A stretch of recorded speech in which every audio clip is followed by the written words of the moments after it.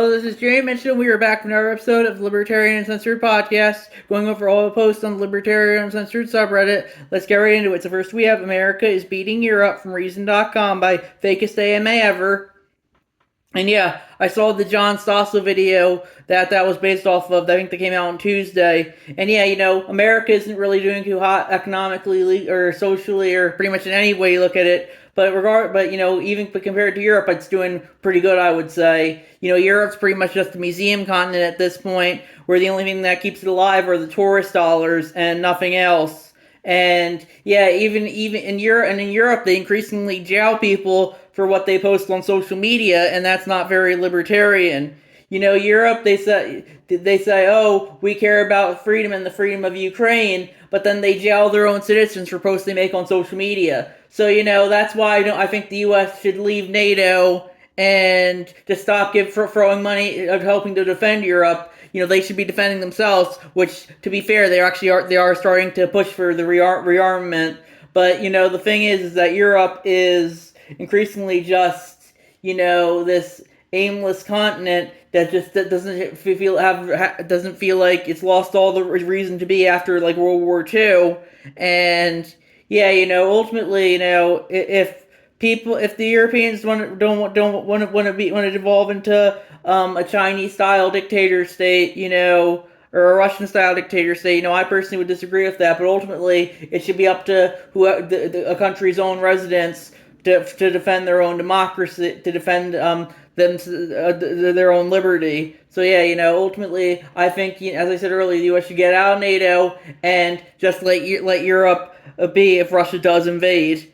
And if Russia does invade, Europe's pretty much already under a Russian-style dictatorship, even if they pretend to be relatively libertarian by comparison. But I don't think it really matters. There's always going to be some authoritarian there, whether it's a Russian authoritarian or a local authoritarian. I don't think it matters too much.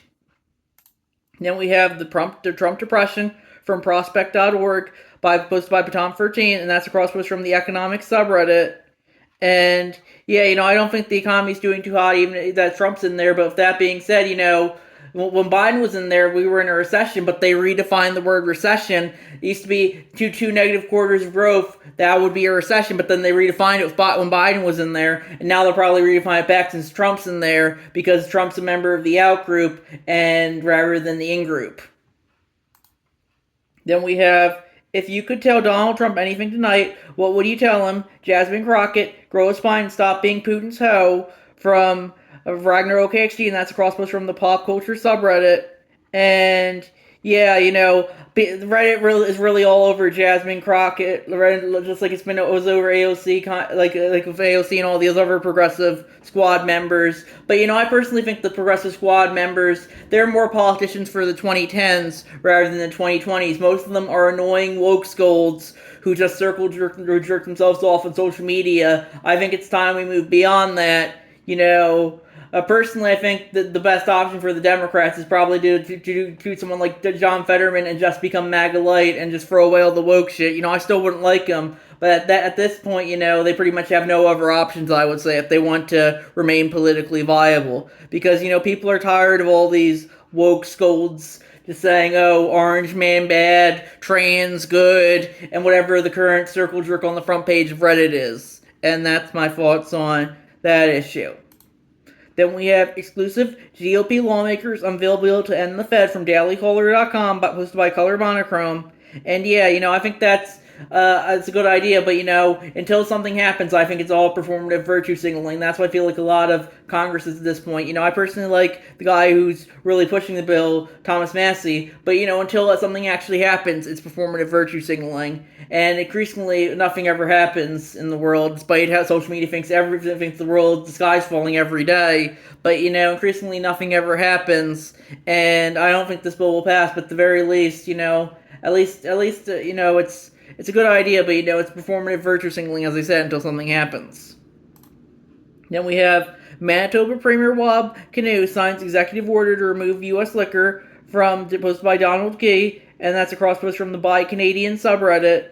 And yeah, I personally don't care for tariffs, but with that being said, this is protectionist economics as well. If people want to pay the tariffs, they should be able to. The state, the provinces, the primary, that's kind of like the governor. I think the province's governor shouldn't be saying, "Oh, we're not going to let you buy this if you don't want to." And yeah, this is definitely more statist authoritarianism in response to statist authoritarianism, and that doesn't make it right. Then we have Donald Trump personally thanks John Roberts for keeping him out of jail. I won't forget it, from TalkingPointsMemo.com, posted by Donald Key, and that's crosswords from the r/law subreddit. That's another Orange Man Bad post. That's like so many of the posts in the subreddit are. And yeah, I personally don't think Donald Trump was ever really risk of going to jail. He had to see too much social and political capital for that. But if he wants to thank John Roberts for keeping him out of jail, that's freedom of speech, I guess. Then we have the New Hampshire press release as a symbol of our times from New Hampshire Bulletin, posted by Ninja Lover, and they added the ruling party's embrace of philosophy that nurturing grievances is the same thing as governing. And yeah, I don't know what they really mean by that. Apparently the press release said Governor Ayotte directs the Department of Corrections to refer to incarcerated individuals as inmates.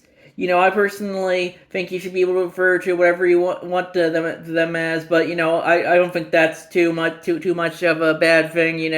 I think a lot of people who are in prison probably should be referred to as inmates. And yeah, this just seems to be more GOP bad, Republicans bad from Reddit. That's pretty much all Reddit is at this point. Then we have Trump promised a balanced budget, don't believe it, from Reason.com, hosted by CDN history student.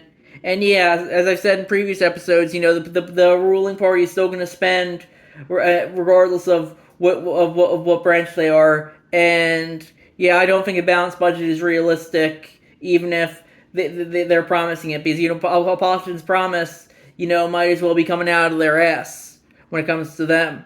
And that's my thoughts on that issue. Then we have out-of-date polls to wrong aid amounts, fact-checking Trump's Congress address from TheGuardian.com, posted by CDN history student. And yeah, that's just another Orange Man Bad post. And yeah, I personally don't maybe the math was off, but yeah, they're cutting, but hopefully I don't think it's gonna really leave a dent in the long run. People are acting like the world's ending, when in reality, they can barely seem to get anything done, regardless of which branch of the Uniparty is in power. And yeah, that's my thoughts on that issue. Then we have warning users that upvote violent content from Donald Key, and that's crosspost from the Reddit safety subreddit. And apparently now Reddit's going to start warning people who upvote violent content, like saying, "Oh, we need a Luigi Mangione" or something, But the thing of Reddit is now it's pretty much just the progressive version of 4chan. It's all just kind of violent threats against the rich or the Republicans or whoever the member of the outgroup they're currently going after is. But so Reddit, of course, hates this. But Reddit, that they ban anyone who dissents at all, increasingly at all. But now suddenly they care about freedom of speech. It just goes to show you that they never cared about freedom of speech. They only care about their freedom of speech. Reddit saying, "Oh, this is 1984," but Reddit, it's just a progressive circle jerk at this point. I'm a free speech advocate, I would say, but if I had to shut down one website, it'd be this one, because it's completely useless. It's all just Democratic DNC propaganda gobbledygook, Orange Man Bad, violent threats against whatever member of the outgroup is, and yeah, that just goes to show you how it's just played out at this point, And, it's like every one of these podcasts pretty much boils down to the same thing. Orange Man bad, Republicans bad, and that's just, it's played out at this point. But I'm gonna keep doing it for as long as I can, because I can't let the woke censors win. Because they banned me from the subreddit a while ago, and just goes to show you, they say, "Oh, we shouldn't be censored. They shouldn't have this," but they're fine with censoring you if you do a wrong thing. But if you threaten the president or any member of the outgroup, it's okay, because that's why increasingly I don't know how this will be implemented. Reddit always seems to have different standards for the in-group and the out-group, and yeah, I guess we'll have to wait and see how this is implemented. Then we have the Fifth Column Podcast, episode 494, State of Delusion, from B. Hari, and that's crosspost from the We the Fifth subreddit. It's the guy who, I think his name's Bo, the Fifth Column. He does a podcast. I'm not going to get into that one. But yeah, I definitely would agree the U.S. is in a state of delusion right now, especially Reddit. Then we have gate lice run-ins have flyers demanding more airlines crack down on pesky travel trend from FoxNews.com by Ninja Lover. And they added, what a world we live in. Instead of consumers demanding better service, more storage, and less miserable experience, airlines have convinced people that their fellow travelers are the real problem. And I'd agree with that. Everyone always seems to want to hold people accountable, but they never seem to hold the right people accountable. It's always it's the member of the out groups that's responsible rather than the member of the in group. Well, in reality, the people who are responsible are ultimately those in positions of power or authority, whether that be the government or private business. And yeah, they'll just have you fighting each other in the culture war, though, and to distract from their power. And that's my thoughts on that issue. Then we have Trump plans to revoke legal status of Ukrainians who fled to U.S., sources say, from Reuters.com by CH4Locks. And yeah, I don't think that's good. I think, if Ukrainians want to live in the U.S., I think they should be able to. But that being said, if they did come here illegally, they should be held to the same standards as the brown people who come here illegally. Just because they're white and their country is at war doesn't mean that illegal immigration is suddenly okay. Well, personally, as a libertarian, I don't think we should have illegal immigration should be a thing. I think we should have, people should be able to justify going wherever they want to. But ultimately, it does come down to who has the force to do what, and that's pretty much all governance is. Then we have finally someone said it from Ragnar OKXG, and that's crosswords from the Libertarian Left subreddit. Taxation is theft, tariffs are taxes, and I would agree with that. Not too much on the subreddit I agree with 100%, but that's one of them. With that being said, tariffs are only bad because the orange man's doing them rather than the senile Sleepy Joe man. And that just goes to show you how it just really is in the in-group and who's in the out-group. As we saw earlier, they were completely fine with the governor of Manitoba in Canada removing U.S. liquor from the shelves. But, if a conservative governor of, Florida did that, it would be the worst thing ever. Then we have, from my experience, it seems libertarians are seen as conservatives with a twist from both the left and right. Why? From Golden Apple 27, they said the title, it's so weird to see how many people just see us this way. I've been associated with conservatives. I hate being associated with conservatives. Not saying that I want to be associated with leftists. I think oftentimes people forget that libertarians' political ideologies, sing from left and right, featuring a wide range of views, none of which being conservative, were simply anti-authoritarian.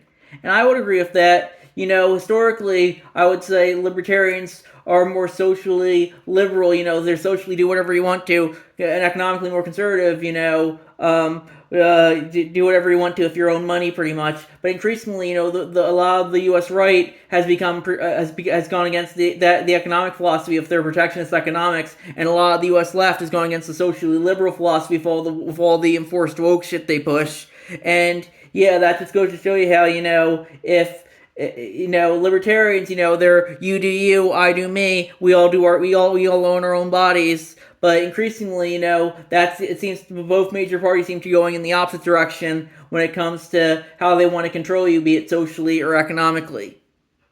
Then we have GOP must cut Medicaid or Medicare to achieve budget goals, CBO fines from Washington Post by Baton 13.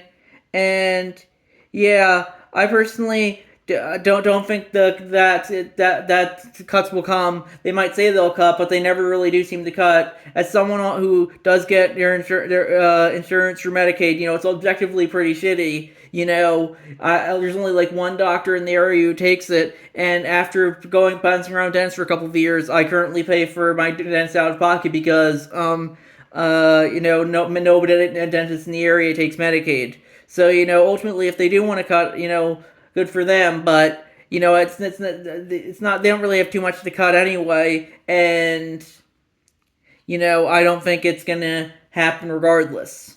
Then we have top Trump aides hold secret talks with Zelensky's Ukrainian opponents from Politico.eu by Dr. 07, another orange man bad Russia post. Then we have Elon Musk suddenly doesn't want credit for disastrous Doge cuts. Musk is warning Republicans to stop blaming Doge for the cuts. but from NewRepublic.com by CH4Lux. And yeah, I think Musk should be taking credit for the cuts. People might not like them, but he is the one who has the chainsaw for bureaucracy that Milei gave him. So I personally would just embrace being kind of a heel at this point if I were him. And that's what he seems to be the direction he's headed in. And that's pretty much the direction a lot of Republicans do. They embrace being the heel. So I would just say, you might not like the cuts, but I'm gonna cut because it's necessary for government for efficiency reasons. And yeah, but if he doesn't want to take credit for them, that's his decision. He can say whatever he wants to. Then we have Trump promises to use Take It Down Act for censorship, just as we warned, from Donald Key, and that's crosswords from the technology subreddit. That's from Texture.com, by the way. And yeah, I personally don't really care for censorship, and Trump's definitely more censorship happy than he lets on, I would say. Michael Tracy had a good tweet. You can say the Republican position is, you can say retard, but you can't protest anti-Semitism, and that's a good way of putting it. They let you be anti-SJW, but then you start going against their narratives, just like the Democrats, and suddenly, it's all back to censorship. And that's just going to show you how neither of the major both of the major parties might act libertarian sometimes, but the second you go against their narrative or their interest, suddenly they become authoritarian as hell. And I think we're going to wrap it up there. I'll see you guys in the next episode. Bye.